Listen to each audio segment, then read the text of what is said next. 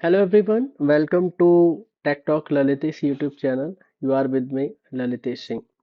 So आज हम बात करेंगे किस तरीके से बिट लॉजिक इंस्ट्रक्शंस में positive transition and negative transition instructions कैसे यूज करते हैं.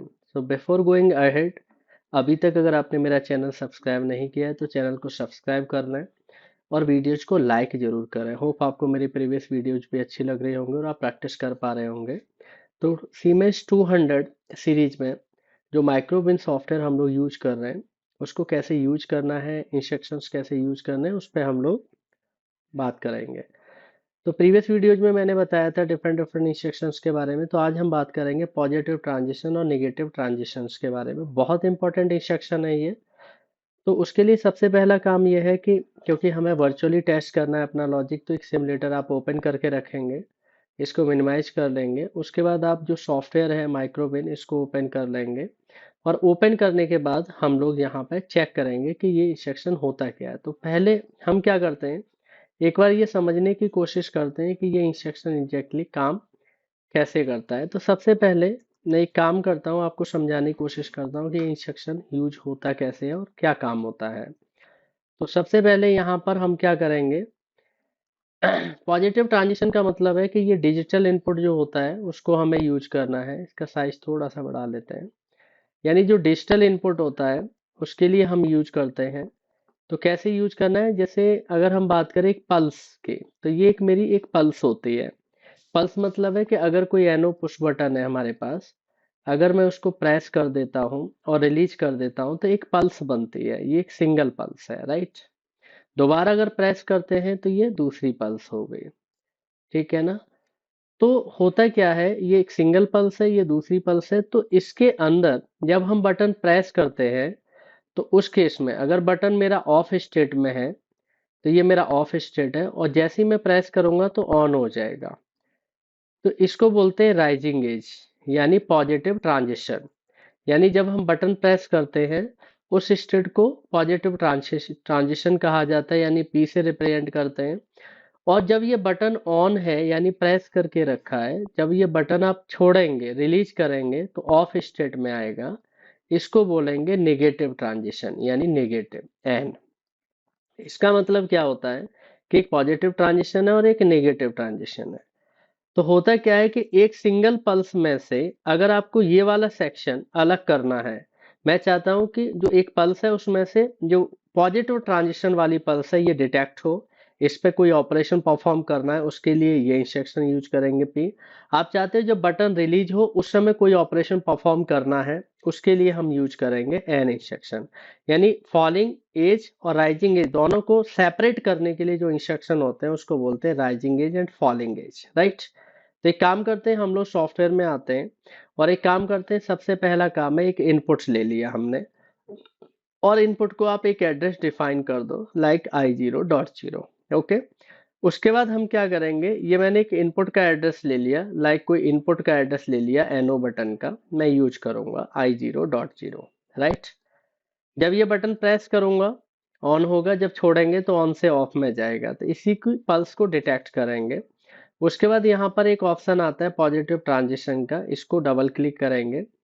ठीक है. और पॉजिटिव ट्रांजिशन को डबल क्लिक करने के बाद हम चेक करेंगे आउटपुट आ रहा है या नहीं आ रहा है. तो उसके लिए एक आउटपुट पे जाएंगे और यहाँ पर एड्रेस दे देंगे. याद रहे पॉजिटिव ट्रांजिशन पे कोई एड्रेस हमें यूज नहीं करना है. आपको सिंपल एक इनपुट लेना है. जब मैं इस इनपुट को प्रेस करूंगा तो पॉजिटिव ट्रांजिशन राइजिंग एज को सेपरेट करके आउटपुट पर ट्रांसफर कर देगा. अब क्या करना है, सेम इनपुट अगर रिलीज होता है तो सेम इनपुट एड्रेस आप ले लेंगे, क्योंकि यहाँ पे 0 लिया है तो यहाँ पर भी लिया, लेकिन नेगेटिव ट्रांजिशन हम यूज करेंगे एन. और यहाँ पर एक आउटपुट ले लेंगे दूसरा कोई, लाइक 1. इसका मतलब क्या हो गया, 0 नंबर इनपुट जब हम प्रेस करेंगे तो राइजिंग एज जनरेट होगी, वो आउटपुट पे जाएगी. सेम बटन जब रिलीज होगा तो फॉलिंग एज जनरेट होगी, एक आउटपुट पे जाएगी. आप चाहे तो यहाँ पे कोई काउंटर भी लगा सकते हैं, वो भी काउंट कर सकता है इजी तरीके से. बट अब हम पल्स देख लेते हैं कि पल्स जनरेट हो रही है या नहीं हो रही. तो ध्यान दीजिए, इनपुट एक ही है, सिंगल इनपुट है, राइट. यहाँ पर भी एक ही एड्रेस है, यहाँ पर भी है, लेकिन पॉजिटिव ट्रांजिशन क्या करेगा, राइजिंग एज को सेपरेट करके यहाँ पे ट्रांसफर कर देगा सिग्नल, और जो जब हम बटन को रिलीज करेंगे तो फॉलिंग एज जो जनरेट होगी वो नेगेटिव ट्रांजिशन क्या करेगा, डिटेक्ट करके एक आउटपुट पे भेज देगा। अब यहाँ पे क्या करेंगे, आप कंपाइल करेंगे सबसे पहले इसको पीएलसी में जाके कंपाइल ऑल, फाइल में जाके एक्सपोर्ट कर देंगे, जो फोल्डर हम लोगों ने प्रीवियसली बनाया था उसी में, यानी इस 200 सीरीज प्रोग्राम्स में जाके सेव कर देंगे।